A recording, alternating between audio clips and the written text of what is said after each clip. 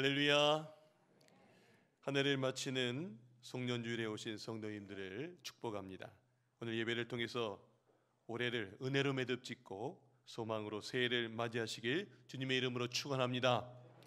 앞뒤 좀 인사하겠습니다. 감사합니다. 올 한 해 수고 많으셨습니다 하고 서로 인사하겠습니다.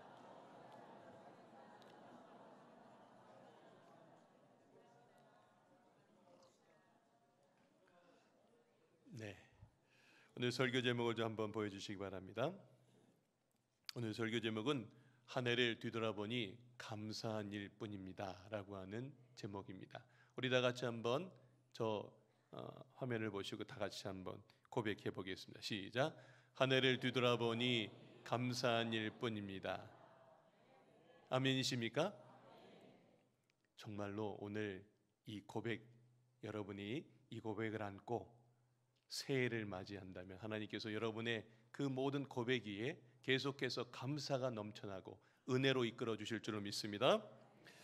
사진 한 장 좀 보여주십시오. 이 사진은 제가 지난 4월 부임 때 찍은 사진입니다. 제가 한 해를 좀 정리해 본 사진을 좀 보다가 참 시간이 빨리 지나간다, 그런 생각이 들었습니다. 성도 여러분도 새해를 시작한 것이 엊그제 같은데 벌써 한 해가 여러분 지나가시지요? 한 분밖에 없어요? 네, 2023년 한 해를 보내는 여러분의 소감을 한마디로 말한다면 무엇이라고 말씀하시겠습니까? 중세의 어느 왕이 여러 가지 일로 걱정하는 일이 많았습니다. 지혜로운 신하가 왕을 위로했습니다. 왕이여, 역사는 우리에게 한 가지를 교훈합니다. 왕은 그것을 기억하며 마음에 평안을 얻으소서. 그것이 무엇이냐 하고 묻자 신하가 말합니다. 모든 것은 지나가리라입니다. 여러분도 힘들고 괴로웠던 한 해를 보내면서 모든 것은 다 지나가리라 하면서 위로를 받으십니까? 그러나 저는 만일 저에게 묻는다면 저는 이렇게 말하고 싶습니다. 지난 한 해 아쉬움도 많았지만 한 해를 뒤돌아보니 감사한 일뿐입니다 라고 말씀드리고 싶습니다. 오늘 본문의 이스라엘 백성이 40년 광야를 돌고 돌아서 멀리 가나안을 바라본 것처럼 2023년 광야의 끝자락에서 뒤돌아보니 참 감사한 일들이 많았던 것 같습니다. 오늘 저는 본문에 있는 이 세 가지 감사를 전하면서 이 시간 우리들 모두가 은혜를 나누고자 합니다. 첫 번째는 하나님 은혜 때문에 감사합니다라는 것입니다. 한번 따라하겠습니다. 하나님 은혜 때문에 감사합니다. 여러분, 우리 인생은요 마치 오늘 본문의 무대인 광야와 같습니다. 그런데 올 2023년 이 광야의 여정, 여러분들이 돌아볼 때 우리에게 분명한 것이 하나 있습니다. 그것은 하나님이 여기까지 인도하셨다는 것입니다. 믿으십니까? 예, 나 혼자서는 절대로 여기까지 올 수 없었습니다. 여러분, 오늘 본문 말씀 3절과 4절 말씀 보겠습니다. 화면을 보여주시기 바랍니다. 우리 다 같이 한번 읽어보겠습니다. 시작. 너를 낮추시며 너를 줄이게 하시며 또 너도 알지 못하며 내 조상들도 알지 못하던 만나를 내게 먹이신 것은 사람이 떡으로만 사는 것이 아니요 여호와의 입에서 나오는 말씀으로 사는 줄을 내게 알게 하려 하심이라. 이 40년 동안에 내 의복이 헤어지지 아니하였고 내 발이 부르트지 아니하였느니라. 아멘. 여러분, 광야를 지난 이스라엘 백성들에게 하나님의 은혜가 많았지만요 가장 큰 은혜는 만나로 먹이셨다는 것입니다. 남자가 장정만 60만 명이에요. 그럼 남녀노소 합치면 약 200만 명이 됩니다.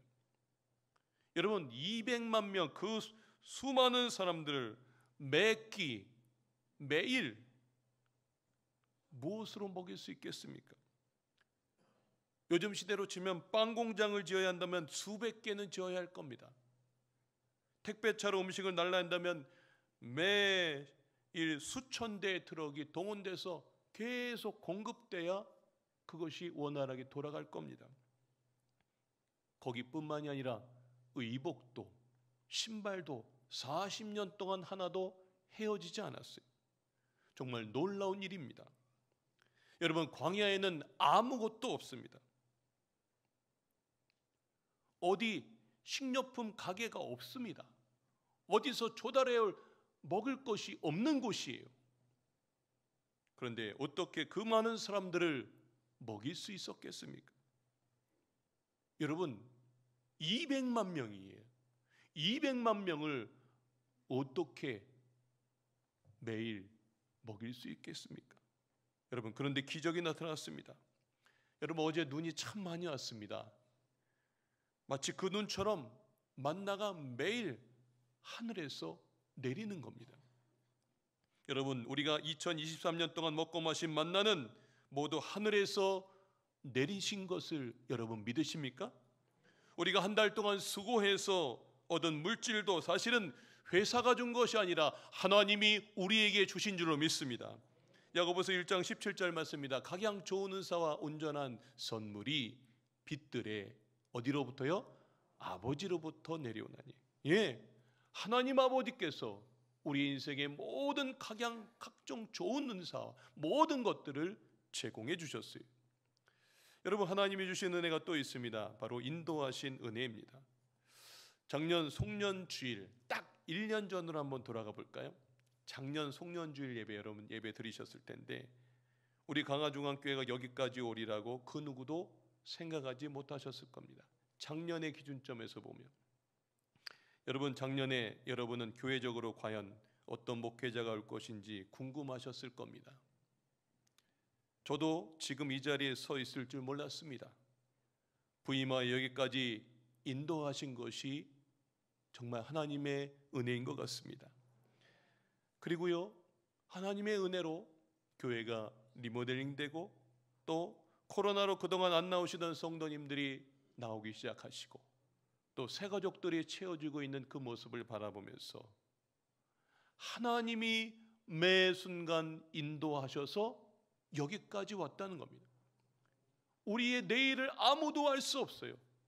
누가 어떻게 어떤 삶을 살지 아무도 알 수 없는데 오직 하나님만 아시고 에베네셀의 하나님이 여기까지 2023년 12월 31일 이 마지막 날까지 우리의 삶을, 우리의 모든 인생의 걸음을 인도해 주신 줄로 믿습니다. 생각해보면 우리 하나님은 앞서 행하시는 분이십니다. 출애굽기 23장 20절 말씀입니다. 내가 사자를 내 앞서 보내어 길에서 너를 보하여 너로 내가 예비한 곳에 이르게 하리니. 예, 하나님은 이렇게 우리를 앞서서 모든 것들을 인도하세요. 또 우리 하나님은요, 우리 삶을 안고 가십니다. 신명기 1장 31절입니다. 광야에서도 너희가 당하였거니와 사람이 자기 아들을 안음같이 너희 하나님 여호와께서 너희의 행로 중에 너희를 안으사 이곳까지 이르게 하셨느니라. 여러분이 순간순간 어떤 일이 있을 때마다, 위험한 일이 있을 때마다 안아갖고 여러분의 인생의 위험한 일을 피하게 하시고 순간순간마다 여러분의 삶의 자리 가운데 주님이 안으시고 인도하셔서 지금 이 자리에 있는 줄로 믿습니다. 여러분, 그래서 우리를 여기까지 인도하신 하나님은 바로 에벤에셀의 하나님이십니다. 여러분은 한 해를 매듭지으며 무엇을 감사하십니까? 아이, 목사님, 감사할 게 뭐가 있어요? 아유, 지금 이 시국에 뭐가 감사할 게 있어요? 아유, 이렇게 말하시는 분도 있으실 겁니다. 감사할 거리가 없으시다고요? 사진 하나 보여주십시오. 많은 분들이 좀 아시는 분이시죠. 이지선 씨는 오빠 차로 귀가하던 중 음주운전을 한 차가 맞은편에서 와서 교통사고로 전신 3도의 중화상을 입었습니다. 저 왼쪽 위에가 원래 모습이고요. 저렇게 예뻤던 얼굴이 화상을 통해서 저렇게 얼굴이 화상의 흔적을 입었습니다. 매일 진통제를 맞으며 하루에 2번 피부 대신 붙여놓았던 거즈를 뗐다 붙였다, 이거 반복하는 게 늘 일상이에요. 사는 게 뭔지 이지선 씨가 처음에는 모든 게 힘들다 그렇게 고백했습니다. 그런데 그 고통의 시간을 이기게 한 것은 감사였습니다. 다음 사진을 보여주십시오. 어느 날 엄마가 지선아, 우리 하루 한 가지씩 감사할 거리를 한번 찾아보자 그렇게 얘기를 했다고 합니다. 이지선 씨는 눈에 보이는 것이라고는 불평할 일밖에 없는데 감사할 것 찾으라니까 도대체 감사할 게 어딨어 엄마? 뭐가 감사해? 아니야, 감사할 것 찾아보자. 그런데요, 신기하게 감사할 거리들이 하나씩 하나씩 눈에 보이더랍니다. 처음으로 제 발로 걸어서 화장실 갔던 날, 걸어서 화장실에 갈 수 있게 된 것이 너무 감사했다고 고백했습니다. 처음 왼손으로 숟가락을 잡고 입에 밥을 넣었던 날, 제 손으로 밥을 먹을 수 있어서 감사하다고 고백했습니다. 손이 아파 문도 열지 못했는데 처음 문고리를 잡고 문을 열던 날 너무 감사하다고 고백했습니다. 처음 손가락으로 이 환자복 단축구멍을 채우던 날, 매일 엄마가 단축구멍을 이렇게 채워줬는데 처음으로 내 손으로 이 환자복에 단축구멍을 넣었던 날 울면서 하나님 감사해요 그렇게 고백했어요. 걸어서 계단 몇 층을 올라가던 날 하나님 내 발로 계단을 오를 수 있어서 감사합니다 그렇게 고백했습니다. 물에 발을 담그고 발을 씻는 날 그래도 씻을 수 있는 발이 지금 있어서 감사합니다라고 고백했습니다. 여러분 이렇게 감사는요 찾다 보면 많아지고요 안 찾으면 없는 것 같습니다. 우리가 큰 것만 찾으니까 없어 보입니다. 작은 감사를 찾으면 얼마든지 많습니다. 이지선 씨를 보며 깨닫는 것은 저도 올해 내 손으로 밥 먹는 거, 여러분 내 손으로 밥 먹는 거 감사해 본 적 있으세요? 내 발로 지금 교회 저 계단 올라온 거 감사해 보셨나요? 내 몸으로 직장에 나가고 내 눈으로 가족을 볼 수 있는 것, 내가 이 365일 하루하루 모든 삶 가운데에 하나님이 나에게 모든 것들을 베풀어 주셨는데 그게 감사로 안 보이고 나한테 없는 것만 바라보면서 불평하지는 않으셨는지요? 이제 여러분 우리의 감사의 눈을 떠서 이 하나님의 은혜를 생각하시며 감사하시는 성도님들 되시길 주님의 이름으로 축원합니다. 두 번째, 고난 때문에 감사합니다입니다. 한번 따라합시다. 고난 때문에 감사합니다. 정말 고난 때문에 감사하십니까? 어려운 고백이죠. 이스라엘 백성이 광야에서 감사했던 두 번째 이유는 하나님이 광야에서 주신 고난 때문입니다. 자, 신명기 8장 5절입니다. 우리 다 같이 한번 읽겠습니다. 시작.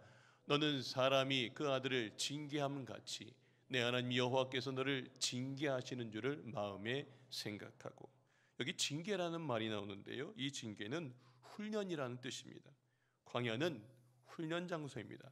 여러분 광야를 걷는 사람은 크게 5가지 훈련을 받습니다. 첫 번째는요, 먹고 마시는 훈련을 받습니다. 한번 따라합시다. 먹고 마시는 훈련. 애굽에서 배불리 먹던 채소와 고기를 더 이상 먹지 못해요. 매일 만나만 먹고 삽니다. 어쩌다 메추라기를 먹어요. 이스라엘 백성들은요, 광야에서 먹고 사는 문제로 힘들었습니다. 그런데 여러분들도 이 2023년 광야의 길을 걸으시면서 힘들지 않으셨습니까? 취업 문제, 직장 문제, 사업 문제, 먹고 사는 문제가 여러분 참 어려운 문제였습니다. 두 번째, 광야의 두 번째 훈련은요, 단조로운 일상의 훈련입니다. 따라합시다. 단조로운 일상의 훈련. 여러분 광야의 풍경은요 변하지 않습니다. 매일 그 모습이 그 모습 같아요. 매일 걸어도 저거 어저께 봤던 것 같은데 또 오늘 그 모습이에요. 여러분, 사람이 견디기 힘든 것 중에 하나가 단조로움입니다. 오늘이 어제 같고 어제가 오늘 같은 삶 얼마나 견디기 힘듭니까? 사실 여러분도 2023년 그런 길을 걸어오셨어요. 매일매일 사실은 똑같은 하루 같은 삶을 사셨을 거예요. 이 똑같은 단조로운 하루하루 속에서 우리가 하나님을 통해서 훈련을 받았다고요. 때로 벗어나고 싶어도 벗어나지 못하고 우리의 삶이 지금 여기 이 자리까지 온 겁니다. 세 번째, 광야의 세 번째 훈련은요, 인간관계 훈련입니다. 한번 따라합시다. 인간관계 훈련. 여러분 생각해 보시죠. 같은 사람이 40년 동안 조금 가다가 텐트 치고 같이 자고, 또 텐트 접고 또 다시 걸어가고, 계속해서 불기둥 구름기둥 인도한 대로 40년을 똑같이 만나 먹고 매일매일 만나는 사람의 일상의 삶이 늘 똑같은 사람들이에요. 얼마나 많이 부딪히며 갈등하며 살았겠습니까? 여러분, 사실 상처는요 늘 가까이 사는 사람끼리 주고받습니다. 저 멀리 있는 사람한테 우리가 상처받지 않아요.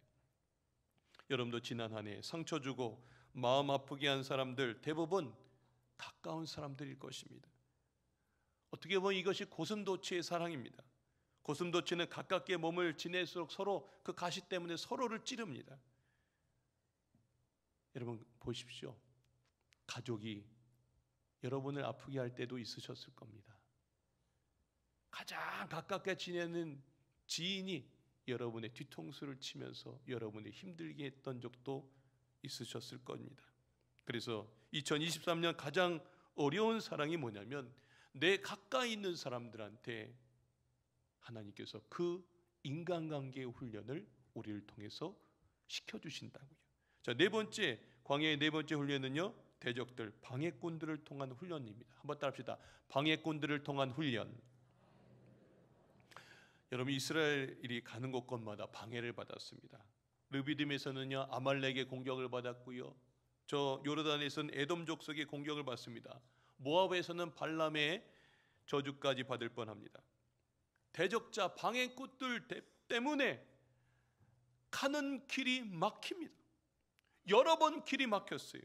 자, 민수기 21장 4절 말씀에 이럽니다. 백성이 호르산에서 진행하여 홍해길로 쫓아 에돔 땅을 둘러 행하려 하다가 길로 인해 백성의 마음이 상하니라. 마음이 상했대요. 여러분도 한 해 동안 얼마나 마음이 상하셨습니까? 가려는 목적지가 빤히 보이는데 갑자기 방해꾼이 나타나서 내 길을 탁 막아서 어떻게 해야 될지 모르는 일들 만나지 않으셨습니까? 이번에 가족 축복 기도를 하다가 보니까 어떤 분은 대학의 길을 막고, 어떤 분은 사업의 길을 막고, 또 어떤 분은 건강의 길이 막혀 있더라고요. 여러분, 그래서 마음이 상하셨습니까? 사실 광야는 이 훈련을 받는 곳이, 우리 인생이라고는 광야는 이 훈련을 받는 곳이라고요. 자, 그래서 마지막 다섯 번째, 광야의 마지막 훈련은요, 소망이 사라질 때 이기는 훈련을 받는 곳입니다. 한번 따라합시다. 소망이 사라질 때 이기는 훈련. 예, 먹고 사는 문제로 힘들고요, 하루하루가 단조롭고, 또 가까운 사람하고 부딪히고 대적자들이 길을 막으면 영혼은 지치고 소망은 사라지게 되어 있습니다. 그때 생기는 게 뭐냐면 낙심입니다. 우리가 낙심하면 우리의 살 소망은 끊어집니다. 우리가 가장 큰 위기는 소망이 사라지는 위기입니다. 소망이 사라지면 모든 것이 다 사라집니다. 강화중학교 성도 여러분, 어떻습니까? 2023년 한 해를 지나오면서 여러분도 이스라엘 백성들처럼 이런 고난을 겪지 않으셨습니까? 그런데 우리가 중요하게 보아야 될 것은 왜 고난이 오는가입니다. 자, 신명기 8장 2절 3절 말씀입니다. 내 하나님 여호와께서 이 40년 동안에 내게 광야 길을 걷게 하신 것을 기억하라. 이는 너를 어떻게 한다고요?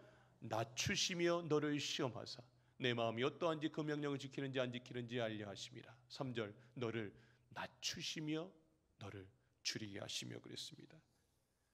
하나님 우리를 광야에서 훈련하신 것은요, 우리를 괴롭게 하는 게 아니고요, 우리를 낮추기 위함입니다. 고난이 올 때 우리는 힘들지만 그래도 그 고난 때문에 우리가 겸손해졌습니다. 배고파 보니 가난한 사람도 알겠고요, 아파 보니까 병원에 있는 사람 심정도 알게 되었습니다. 눈물 젖은 빵을 먹어보니까 야, 이게 인생이라는 것을 우리가 알게 되는 것입니다. 또한 하나님은요, 당신을 잘 알게 하시려고 우리에게 고난을 주신다는 겁니다. 자, 신명기 8장 6절의 말씀입니다. 우리 다 같이 한번 읽겠습니다. 시작. 내 하나님 여호와의 명령을 지켜 그의 길을 따라가며 그를 경외할지니라. 예, 하나님을 알고 그를 경외하는 것이 고난의 최종 목적이에요. 인생 광야에서 고난을 당할 때 고난의 현상만 보지 말고 일희일비하지 말고 고난의 본질을 보셔야 됩니다. 고난의 본질은요, 하나님을 보는 것인 줄로 믿습니다. 몇 년 전에 어떤 성도님이 너무나 힘들어서 교회를 안 나오시더라고요. 이분은 세상에서 참 잘 나가던 분이셨습니다. 그런데 갑자기 사업이 어려지면서 교회를 안 나오시는 거예요. 그래서 제가 전화를 드려서 위로의 전화를 했습니다. 아유 집사님, 제가 소식 들었어요. 요즘 얼마나 힘드세요? 그래도 교회는 나오셔야죠. 목사님 이런저런 저런 얘기를 다 하시는 거예요. 그러니 그분이 이렇게 말합니다. 목사님, 제가 너무 힘들어 잠시 교회 좀 쉬겠습니다. 교회를 쉬다니요? 목사님, 솔직히 사람 보기도 힘들고요, 하나님도 너무하다 싶어요. 앞으로 문제가 해결되면 나갈게요. 전화를 끊고 제가 가만히 생각해 봤어요. 이해는 되지만 매우 안타까웠습니다. 제가 안타까운 것은 그에게 고난이 찾아온 것 때문이 아니라 그분이 고난이 왔을 때 고난의 겉모습만 보고 고난의 본질은 보지 못했기 때문입니다. 고난은 이런 것입니다. 지금까지는 네가 네 사업만 보고 살았다. 이제는 나를 바라보아라. 이것이 고난의 메시지일 때가 많습니다. 그래서 가장 큰 불행은요, 고난을 당한 것이 아니라 고난 당할 때 하나님을 바라보지 않는 겁니다. 역설적으로 어떻게 보면 고난 당할 때 우리는 하나님을 바라볼 수 있는 절호의 기회를 얻는 것입니다. 지금 고난 당하는 분이 계십니까? 여러분은 지금 하나님의 도움을 받을 수 있는 기회를 맞이한 것입니다. 고난 당할 때 교회를 떠나지 마시길 바랍니다. 고난 당할 때 사람을 피하지 마시기 바랍니다. 고난 당할 때 기도를 쉬지 마시기 바랍니다. 고난 당할 때 하나님을 붙들고 하나님께 나아가십시오. 고난은 하나님께서 역사하는 시간인 줄로 믿습니다. 여러분, 고난 당할 때 이것을 기억하십시오. 고난이 힘들어 보여도 언젠가 끝난다는 것입니다. 예, 하나님의 최종 목적은 고난이 아니라 축복입니다. 이스라엘 광야 생활을 보면 분명합니다. 이스라엘 백성의 출애굽기 역사가 기록된 것이요, 출애굽기 12장부터 신명기 34장까지예요. 모두 이렇게 세어보면 128장이에요. 그런데요, 그 128장 중에 딱 한 장만 가나안 이야기하고요, 127장 모두가 다 광야 이야기만 합니다.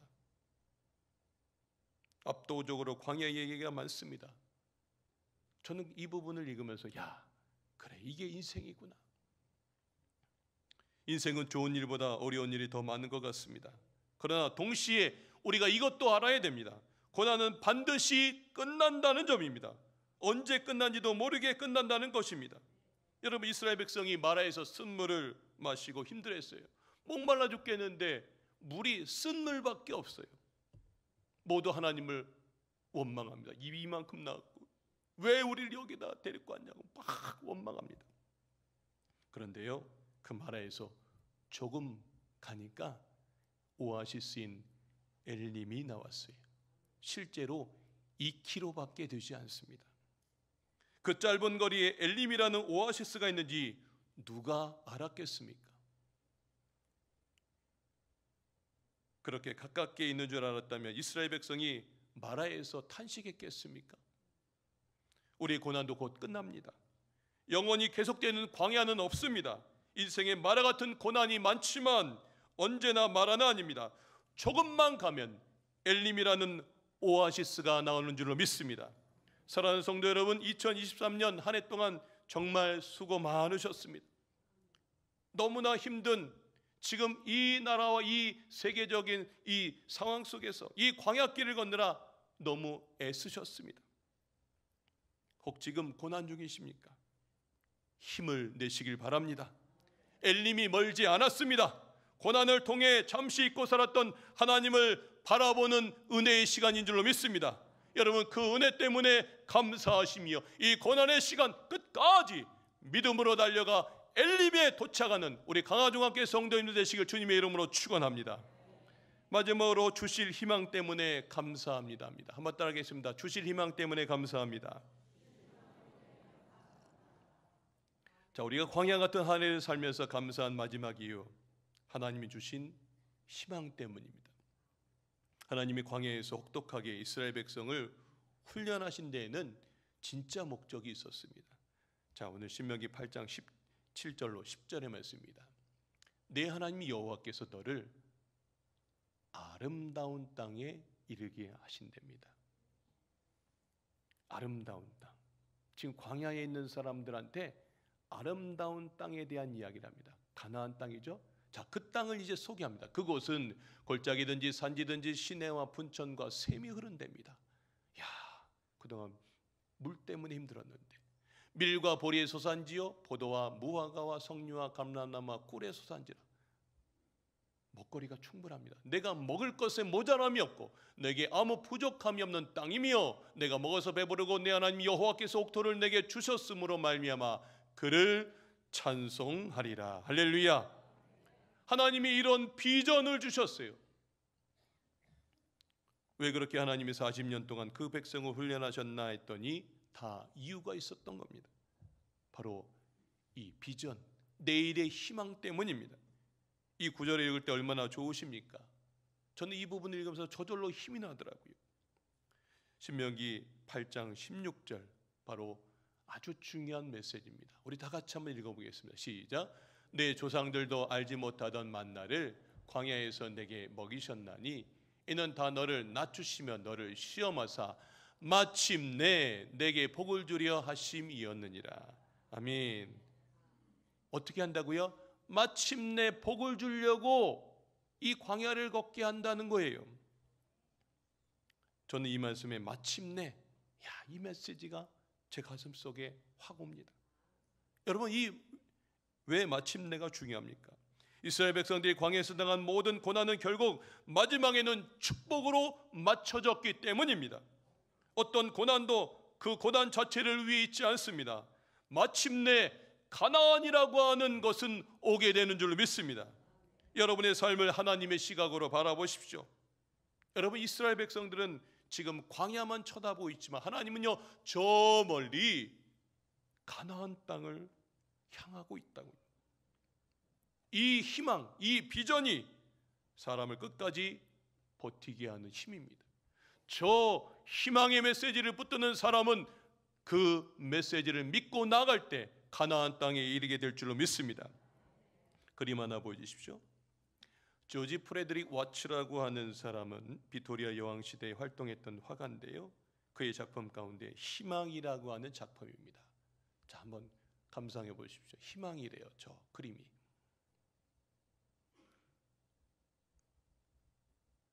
뭐가 이상하다고 느끼실 거예요. 이 작품은요, 남아공의 만달레 대통령, 미국의 오바마 대통령에게 영향을 주었습니다. 그들은 이 그림을 보며 어려운 상황 속에서도 희망을 놓지 않고 결국엔 나라를 이끌어가는 대통령이 되었습니다. 다음 사진 보십시오.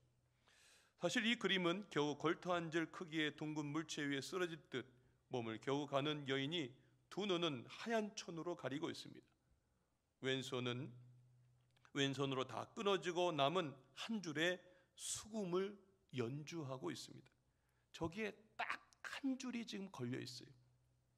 누가 보기에도 절망이라는 제목이 어울릴 것 같은데요, 이 그림의 제목은 뭐라고요? 희망입니다. 그림을 그린 와츠는 사실 자신의 딸이 죽은 직후에 이 그림을 그렸다고 합니다. 최고조에 이른 그 절망의 시간에 와츠는 그 한 줄을 붙잡고 있는 여인의 심정으로 희망으로 나아가려 했다는 것입니다. 히브리어로 희망을 티크바라고 합니다. 이 말은 노끈이라고 하는 뜻인데요, 여러분, 노끈은 줄입니다. 여러 개의 실을 머리 따을 때처럼 해서 만들어 놓은 밧줄 모양의 줄입니다. 희망은 다른 것이 아니라 우리가 붙잡는 마지막 노끈입니다. 그러나 줄이 다 끊어지고 마지막 한 줄 남았을 때 그것을 목숨을 다해 붙잡는 것이 희망입니다. 우리의 최종적인 끈은 하나님인 줄로 믿습니다. 그 하나님을 붙잡는 것이 우리의 희망인 줄로 믿습니다. 우리는 희망 없이 못 삽니다. 우리는 하나님이라고 하는 이 희망 없이 못 산다고요. 아브라함이 25년이나 인내한 것은 아들을 기다리는 희망 때문이었습니다.